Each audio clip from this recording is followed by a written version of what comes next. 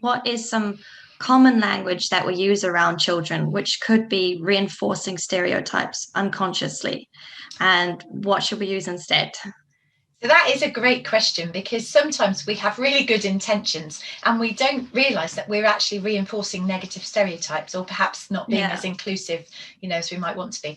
So, for example, if I wanted to invite a group of children to wash their hands for lunch, it's very easy to use gender labels to divide up the children.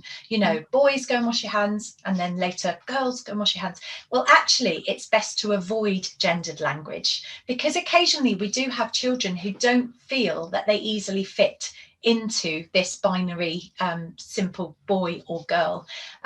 So there could be a child, for example, with gender dysphoria who for them, using gender in this way is really unhelpful.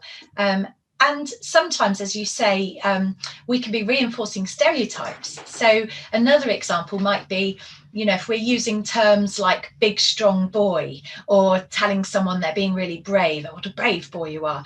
And then maybe focusing on other things for girls, like, you look so pretty in that dress, or your long hair is just like Rapunzel's.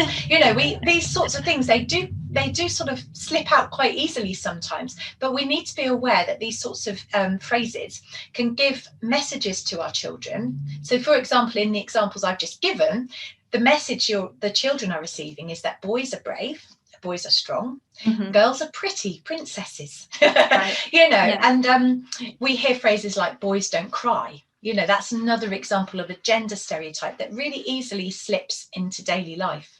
So we do need to consciously think about the language that we use and the messages that this might be giving our children. And sometimes this is really ingrained in us. So we need to really notice and question our practices. I saw a practitioner once handing out the cups, and a boy happened to get a pink cup. And she sort of said, oh, I don't think you'll want that one, and swapped it over for him. She hadn't even realised she'd done this, but actually we need to be giving messages to our children, for example, loud and clear, that there are no boy colours and no girl colours. There are just colours, and all colours are for everyone. And the same with toys and resources. There are no boys' toys or girls' toys. Toys are for everyone. So I think that's really important. Exactly.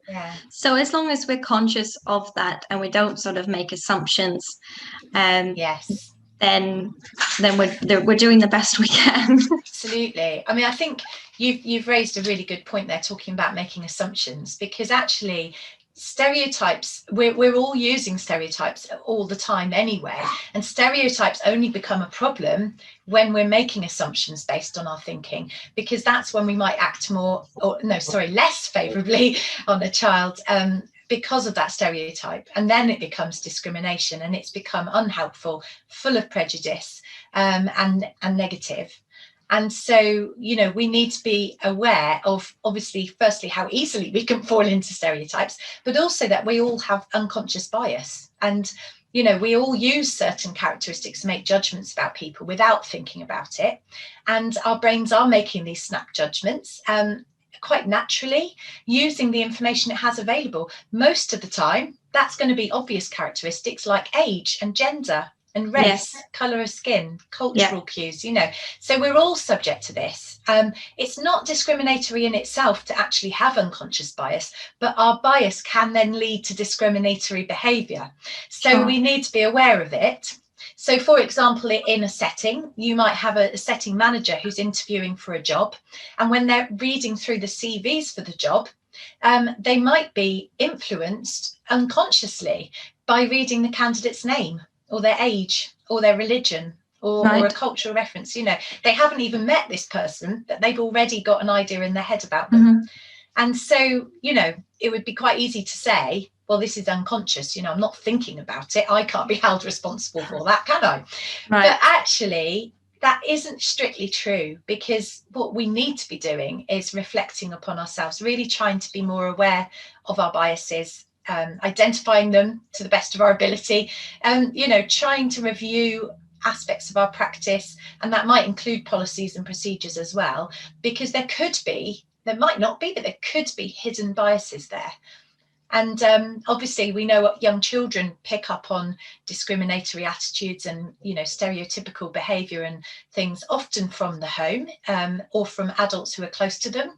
We're quite close to our children as well, so it could be from us. But for example, if a boy is told by a parent not to play with girls' toys, you know, he's getting a message loud and clear that he only plays with certain toys. So we need to make sure that the messages we're giving are counter to that, so that any stereotypes they might hear elsewhere are actually being challenged. Yeah, exactly.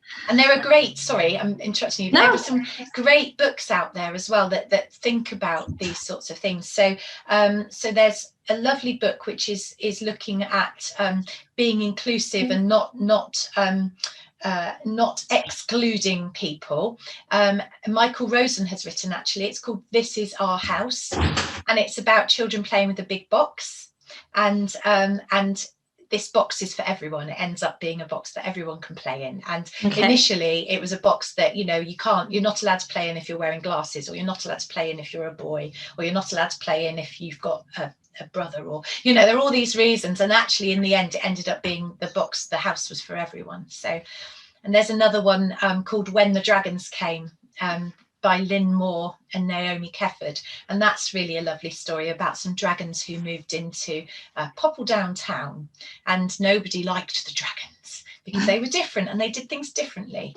But actually they ended up, of course, at the end loving the dragons and realizing that although they were different, actually they, you know, they made Poppledown town part of Poppledown town, so they ended up being welcome there. So yeah, there are some great stories and resources out there as well that can help us to talk about these sorts of things with the children.